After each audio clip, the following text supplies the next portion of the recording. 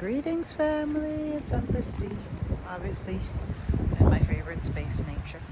Just here taking it in.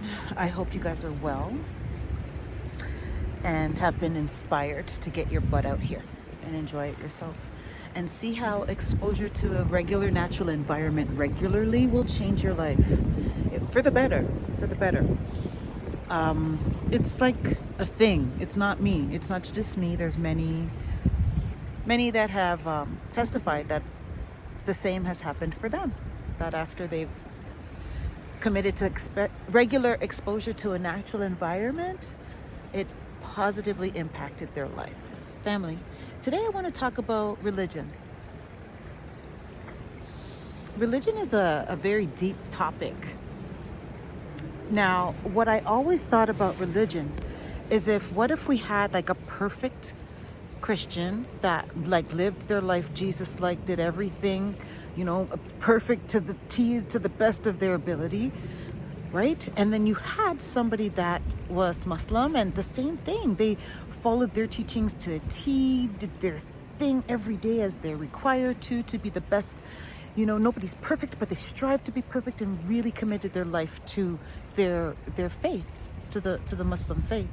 And what if you had a third person that was Jewish and they again really was the pillar of their religious faith, did everything, lived by faith every day, perfect, the best Jewish person ever, right? What if you had the three of those people?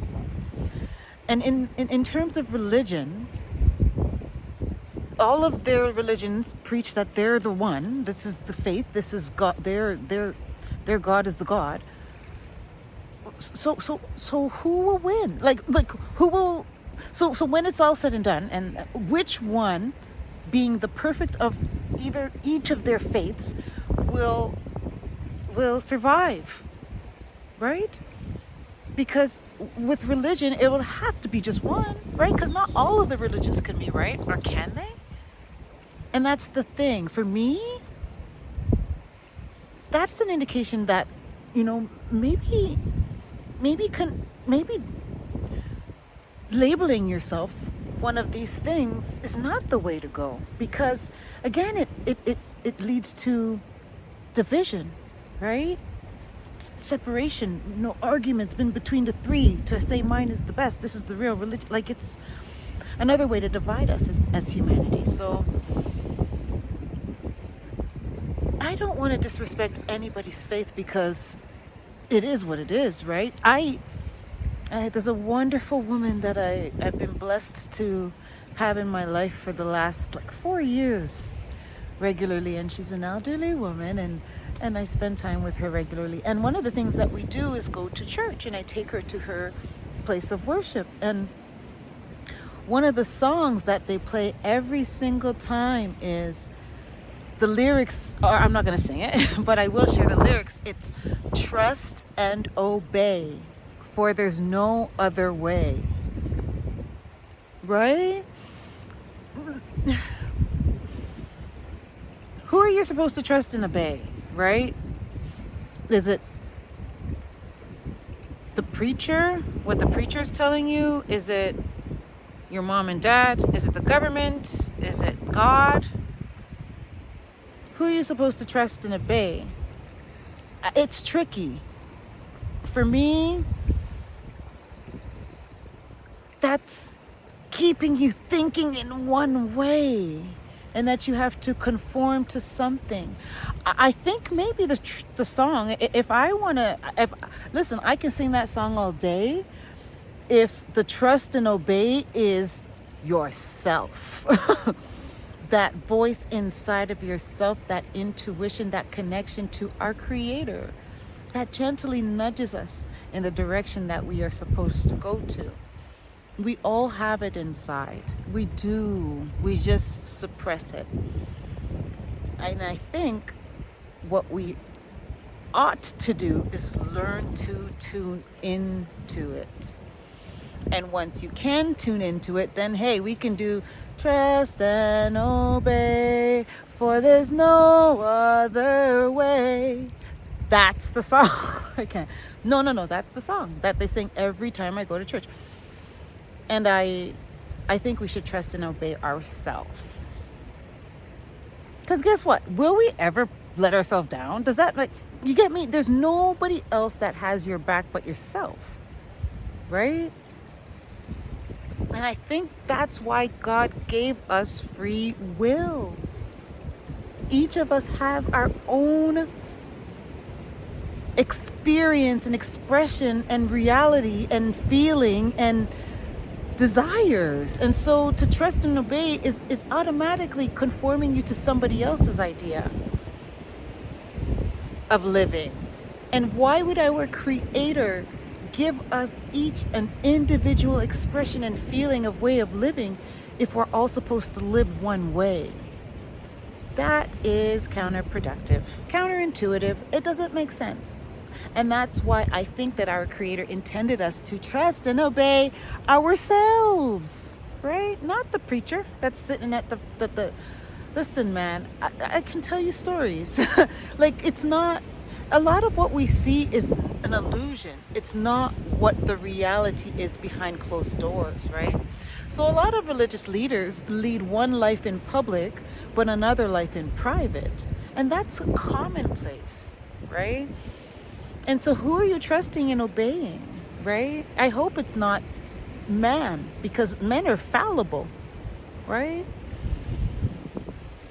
Absolutely trust a higher power. And guess who that higher power is connected to? Each and every one of us, right? And that's why we trust and obey ourselves, because when we learn to tune in, our guidance comes from our Creator, right? But they make it seem like it's somebody outside of you that you need to trust and obey. Well, I'm here to try to re-educate us, just as I've re-educated myself in learning the truth and not what we've been led to believe, right? We really are here on this planet to learn to know ourselves. And in knowing ourselves is knowing our Creator, honestly, because it's connected. That self we're trying to know is our higher self, right? And our higher self is connected to our Creator, the Creator of all that is all, right? So family, I know I'm getting deep, but at the end of the day, religion, like, it's a wonderful way to start your journey, I think. But I think, unfortunately, religion caps you in encouraging you to look outside yourself for saviors, right? When the Savior is inside of you. You are your own Savior, right? But it takes doing things like this, getting out in nature. Oh my goodness, this natural environment connects you to yourself, right? So that's why I encourage you to do it. It's just like an experiment. I encourage people to experiment. Try it. The weather's getting nicer. Say to yourself, you know what? I'm going to try. No, not try.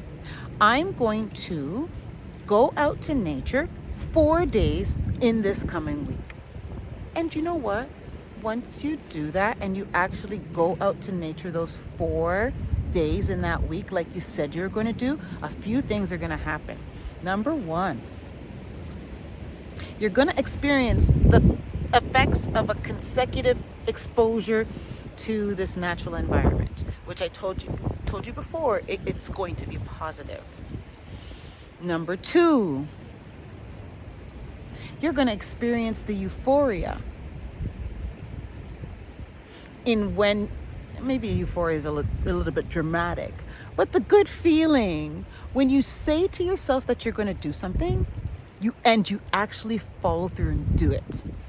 You can't help but say to yourself, I mean that, and feel nice about yourself. When you say to yourself in your mind, or write it down, or make that goal for the week to do something 4 days a week, that week goes by and you actually did the thing 4 days a week, at the end of that week, you're going to feel nice about yourself. It's automatic. You can't help but feel good, right? So try it. Make a challenge to yourself to go out in nature 4 days a week, guys, or whatever you want, maybe 2 or whatever day. It's all for you. Or maybe it's not nature, it's something else. But I encourage you to do something daily along your journey of your day that is dedicated to getting to know yourself, right? And oftentimes that's done through solitude, right? Really thinking about things, sorting out your feelings and thoughts, family. I think I've had enough of your time today.